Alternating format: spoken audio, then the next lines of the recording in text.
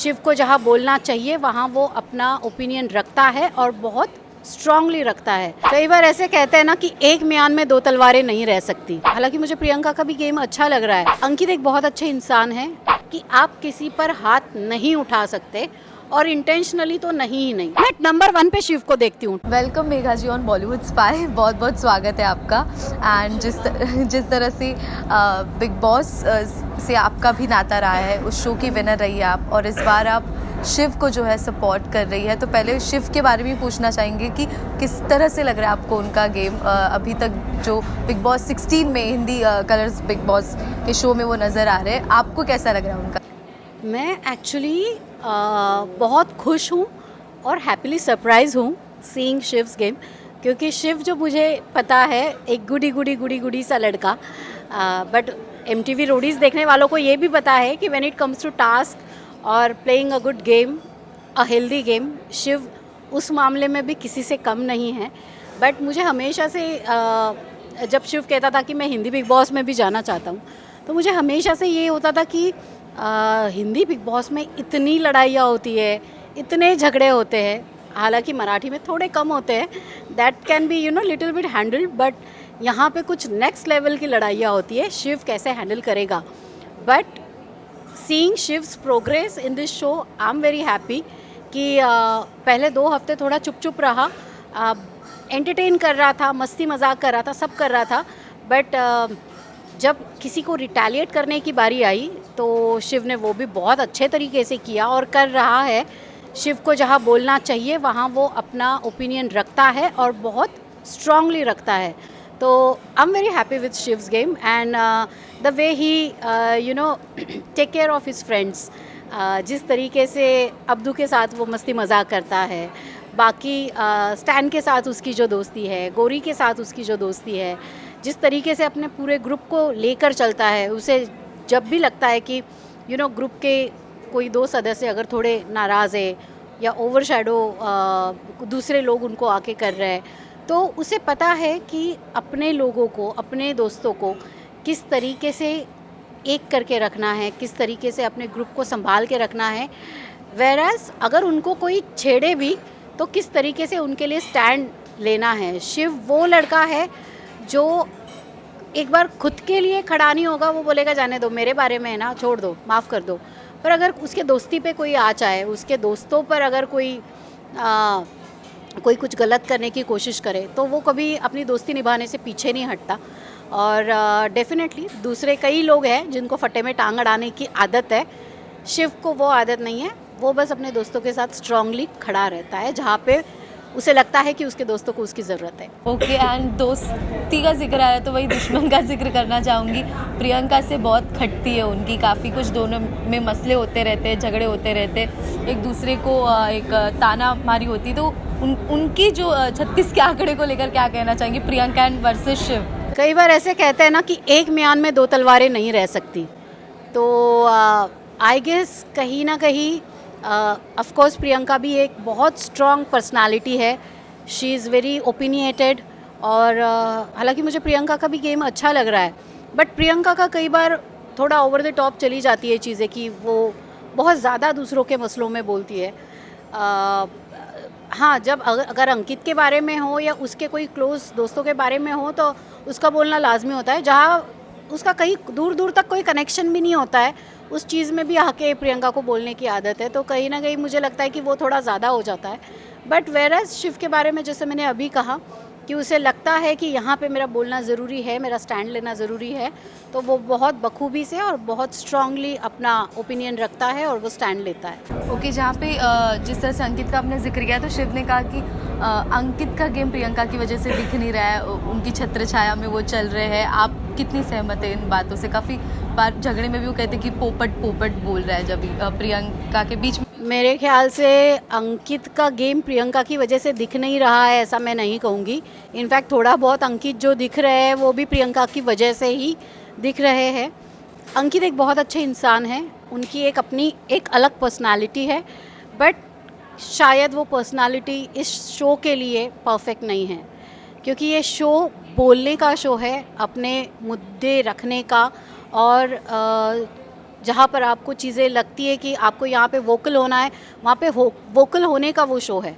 तो कहीं ना कहीं अंकित मुझे ऐसे लगता है कि बहुत ज़्यादा वोकल नहीं है, अपने ओपिनियन अपने तक ही रखते हैं, उसे वो वॉइस नहीं करते।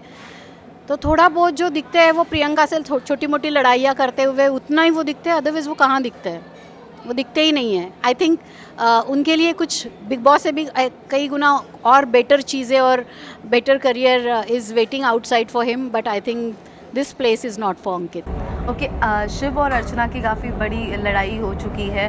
आज के प्रोमो में भी दिखाया जा रहा है कि अर्चना से उनकी हाथापाई हो रही है। उस मुद्दे पर लेकर अभी तक पूरा एपिसोड नहीं आया, पर what is your take about Archana and Shiv, क्योंकि लास्ट कल के एपिसोड में भी काफ़ी झगड़े हुए हैं उन दोनों के।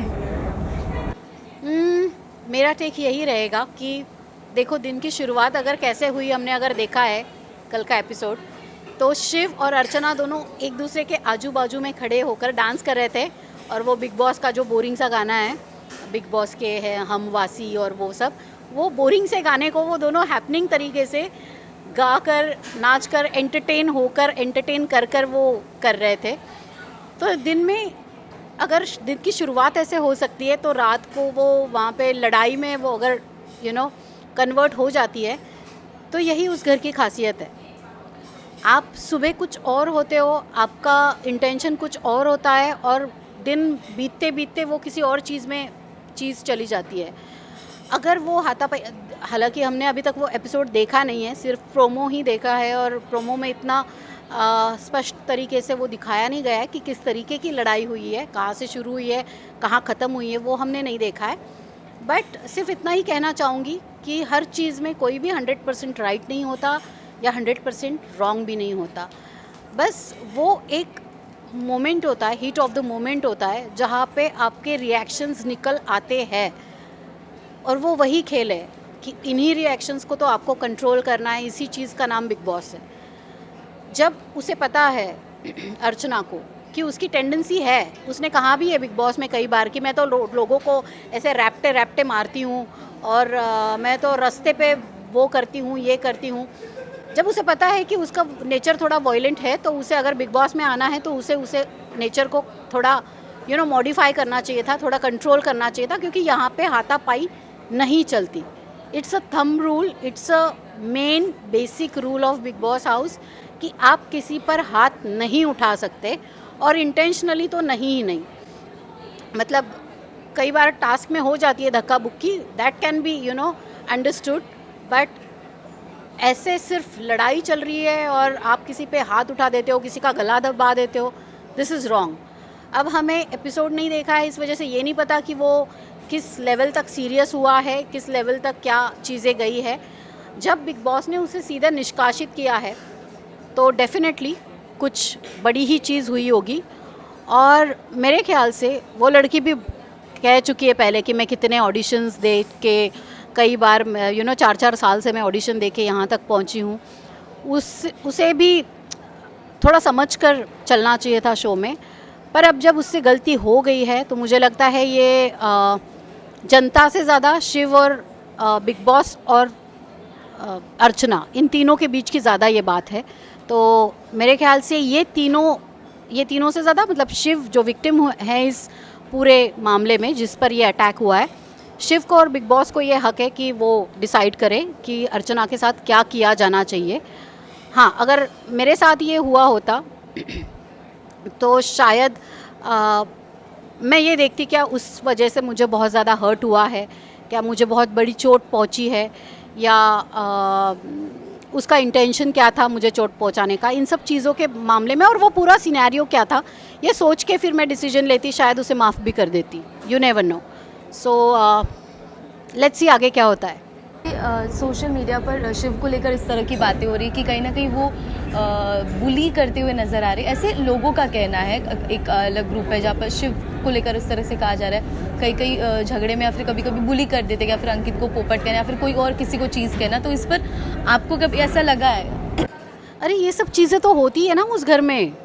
आपको ये, मैंने वही तो कहा कि ये शो ही ऐसा है, आपको इंस्टिगेट किया जाएगा, आपको उकसाया जाएगा, आपकी कमियों को और आपकी सबसे जो बैड साइड है उसको बाहर निकालने की कोशिश की जाएगी, और यही ये शो है। तो आपको इसीलिए इस शो में जाते वक्त एक मेंटली प्रिपेयर्ड होके जाना है कि मुझे ये पर्टिकुलर चीज़ें नहीं करनी है तो नहीं करनी है।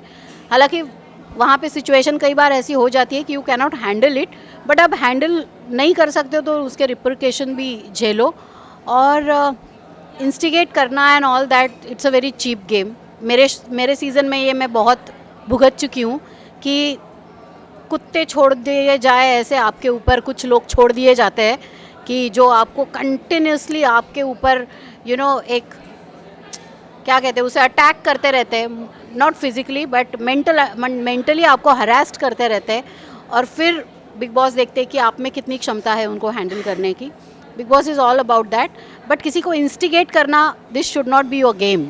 It's a very cheap game, it's a very very cheap strategy कि मैं इसको इंस्टिगेट करूँगा, इसको उकसाऊँगा और फिर ये कुछ गलत करेगा और फिर मैं इसको बाहर करूँगी। That's not good, that's not a good game. Lastly top 2 में आप अगर शिव को ज़रूर देखना ही चाहेंगी तो मैं नंबर 1 पे शिव को देखती हूँ, टॉप 2 का कोई सवाल ही नहीं। फिर टॉप 2 में सेकंड नंबर पे कोई भी आ जाए, निमृत या प्रियंका, बट नंबर 1 में सिर्फ और सिर्फ शिव को देखती हूँ। क्योंकि उस घर का सबसे बड़ा क्राइटेरिया क्या है कि आप अपनों के बिना, आप अपनी फैमिली के बिना उस घर में जाते हो, 100 दिन रहते हो और उस घर की सारी सिचुएशंस जो भी होती है उसे आप अकेले हैंडल करती हो। प्रियंका मैडम तो अपने होने वाले पति को ही साथ लेके आई है, तो उनके लिए तो वो आधा क्राइटेरिया वहीं पे ख़त्म हो गया। आप अकेले आए ही नहीं हो शो में। सो आपको हमेशा कांस्टेंट एक सपोर्ट है, बिकॉज उस घर में अगर सबसे ज़्यादा किस चीज़ की ज़रूरत होती है तो वो होता है आपको एक इमोशनल सपोर्ट मिलना, जो कि शिव अकेला गया है और लड़ रहा है। वो अपनी लड़ाई खुद लड़ रहा है, इनफैक्ट दूसरों की लड़ाइयाँ भी वो लड़के दे रहा है, बट वो वहाँ पे किसी के भरोसे नहीं है। प्रियंका अपने साथ किसी को लेके गई है, भले ही वो उसके लिए लड़ती हो, बट कहीं ना कहीं उसका मेंटल सपोर्ट, इमोशनल सपोर्ट अंकित है, वहाँ पर मौजूद है।